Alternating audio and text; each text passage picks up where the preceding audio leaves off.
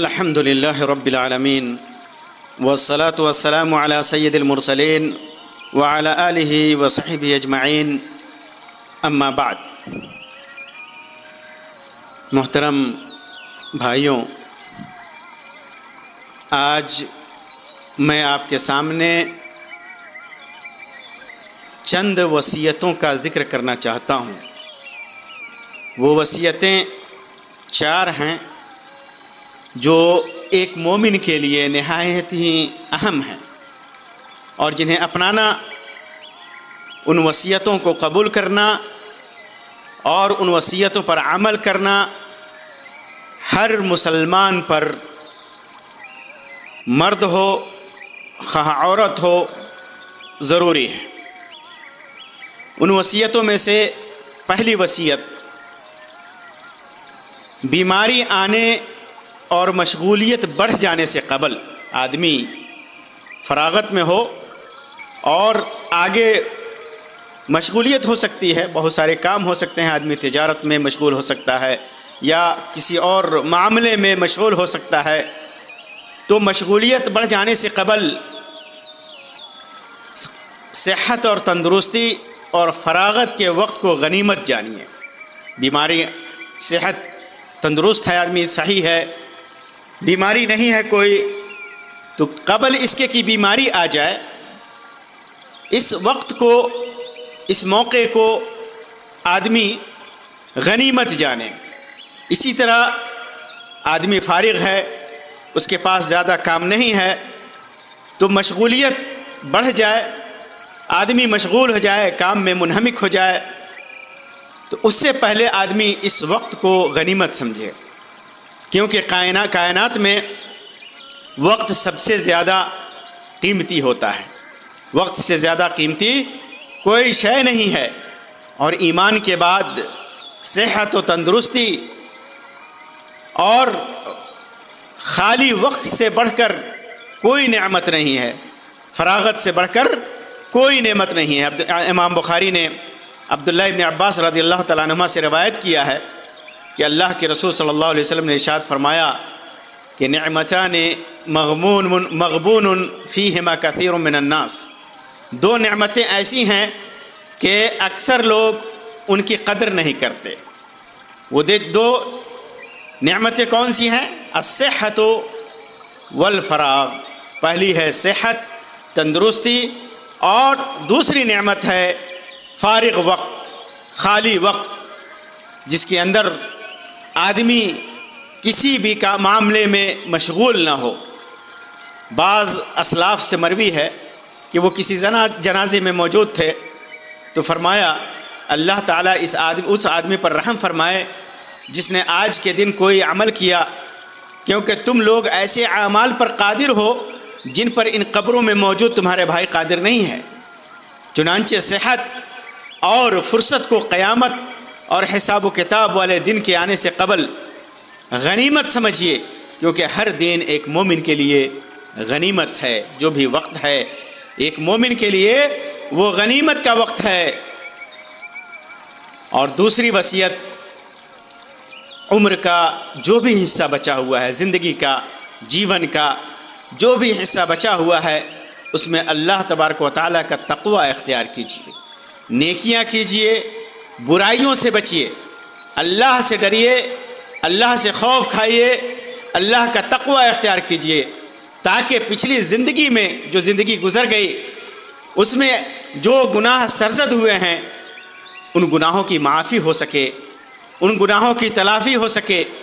ابو ذر رضی اللہ تعالیٰ عنہ سے مروی ہے کہ اللہ کے رسول صلی اللہ علیہ وسلم نے ارشاد فرمایا کہ جس نے اپنی آنے والی زندگی، بقیہ زندگی میں اچھا عمل کیا تو گزرے ہوئے گناہ معاف کر دیے جاتے ہیں۔ جو گناہ اس سے سرزد ہو چکے ہیں پچھلی زندگی میں، گزرے ہوئے اوقات میں، وہ گناہ معاف کر دیے جاتے ہیں، اور جو آنے والی بقیہ زندگی میں برا کرتا ہے تو جو برے اعمال وہ پہلے کر چکا ہے اور جو کرے گا اس پر اس کی پکڑ ہوگی۔ اس حدیث کو امام طبرانی نے اوسط میں روایت کیا ہے، علامہ البانی نے اسے صحیح قرار دیا ہے، بلکہ حسن قرار دیا ہے۔ فضیل ابن عیاض رحمہ اللہ نے ایک آدمی سے پوچھا کہ تمہاری عمر کیا ہے؟ تو اس نے کہا 60 سال. تو اس سے فرمایا کہ تو جب 60 سال سے اللہ تبارک و تعالیٰ کی طرف بڑھ رہا ہے، جا رہا ہے، تو ان قریب اس تک پہنچے گا. تو اس آدمی نے کہا انا للہ و انا الیہ راجعون. اس پر فضیل بن عیاض نے کہا اے میرے بھائی، جس آدمی کو یہ احساس ہو کہ وہ اللہ کا بندہ ہے اور اسی کی طرف لوٹ کر جانے والا ہے، تو اسے یہ بھی معلوم ہونا چاہیے کہ اسے ضرور اس کے سامنے پیش ہونا ہے. اور جب اسے معلوم ہے کہ اسے اس کے سامنے پیش ہونا ہے تو اسے یہ بھی معلوم ہونا چاہیے، یہ بھی احساس ہونا چاہیے کہ اس سے سوال ہوگا، اور جسے معلوم ہے کہ وہ مسئول ہے، اس سے سوال کیا جائے گا، تو اسے سوال کا جواب بھی تیار رکھنا چاہیے. اس پر وہ آدمی رونے لگا اور کہا اے فضیل، اس کی تدبیر کیا ہے؟ اس کی تدبیر بتا، اس سے خلاصی، اس کا طریقہ بتا. تو فضیل نے کہا اس کی تدبیر بڑی آسان ہے، بڑی ہلکی ہے، اور وہ یہ ہے کہ جو زندگی بچی ہے اس میں اللہ تعالیٰ کا تقوی اختیار کرو، تو اللہ تعالیٰ جو گزر گیا اور جو آنے والا ہے اس میں تمہیں معاف کر دے گا. محترم بھائیو، تیسری وصیت یہ ہے کہ قیامت کے دن حساب و کتاب کا سامنا کرنے سے پہلے اپنے نفس کا محاسبہ کر لو، جس کا حکم اللہ تعالیٰ نے ہمیں دیا ہے. وہ فرماتا ہے یا ایھا الذین آمنوا اتقوا اللہ ولتنظر نفس ما قدمت لغد واتقوا اللہ ان اللہ خبیر بما تعملون. اے ایمان والو، اللہ سے ڈرتے رہو، اور ہر شخص دیکھ بھال لے کے کل قیامت کے واسطے اس نے اعمال کا کون سا ذخیرہ بھیجا ہے، کون سے اعمال بھیجے ہیں، کون سا اسے اعمال کا ذخیرہ اس نے کر رکھا ہے. اور ہر وقت اللہ سے ڈرتے رہو، اللہ تمہارے سب اعمال سے باخبر ہے. یہاں اللہ تعالیٰ مومنوں کو تقوی کا حکم دے رہا ہے اور نیکیوں اور اطاعتوں پر مداومت اور ہمیشگی کی ترغیب دے رہا ہے، اور ہر مومن کو اپنے نفس کا مراقبہ اور محاسبہ کی دعوت دے رہا ہے. اسی طرح انہیں اپنے نیکیوں اور برائیوں کے مراجعہ اور محاسبہ کا حکم دے رہا ہے. ہو سکتا ہے اس سے نیکیوں کے خگر اپنی نیکیوں میں اضافہ کر سکے، اور گنہگار اپنے گزرے وقت اور چھوٹے ہوئے اعمال کا تدارک کر سکے، اور اعمال میں کوتاہی کرنے والا یہ جان سکے کہ اس کے آگے ایک ایسا دن بھی آنے والا ہے جس کے اندر اس کا محاسبہ ہوگا، اور وہ رب بھی اس کے سامنے ہے.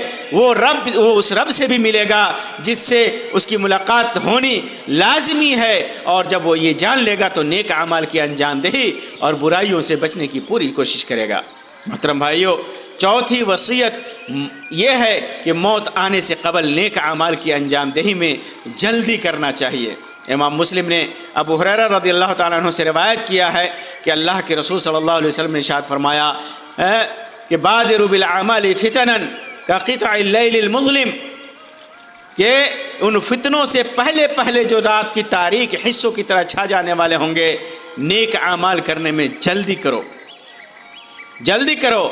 یصبح الرجل مؤمنا ویمسی کافرا، ان فتنوں میں آدمی صبح کو مومن ہوگا اور شام کو کافر، او یمسی مؤمنا ویصبح کافرا، یا شام کو مومن ہوگا لیکن جب صبح اٹھے گا تو وہ کافر ہوگا.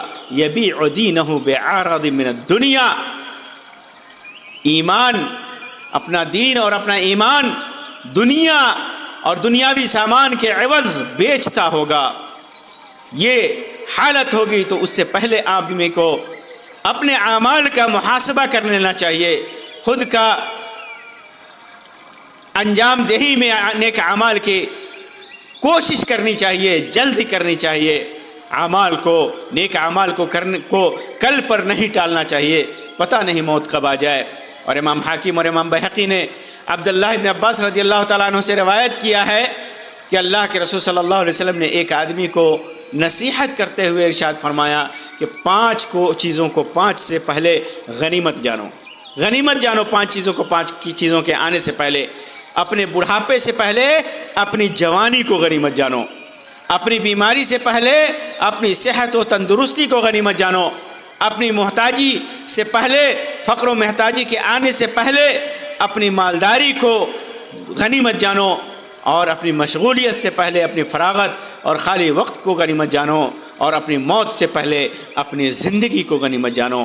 چنانچہ ہمارے لیے ضروری ہے کہ ہم اللہ کا تقوی اختیار کریں اور آخرت کی تیاری کریں، کیونکہ ہم جو بھی عمل کریں گے آخرت میں اللہ رب العزت کے سامنے اس کا حساب و کتاب دینا ہوگا۔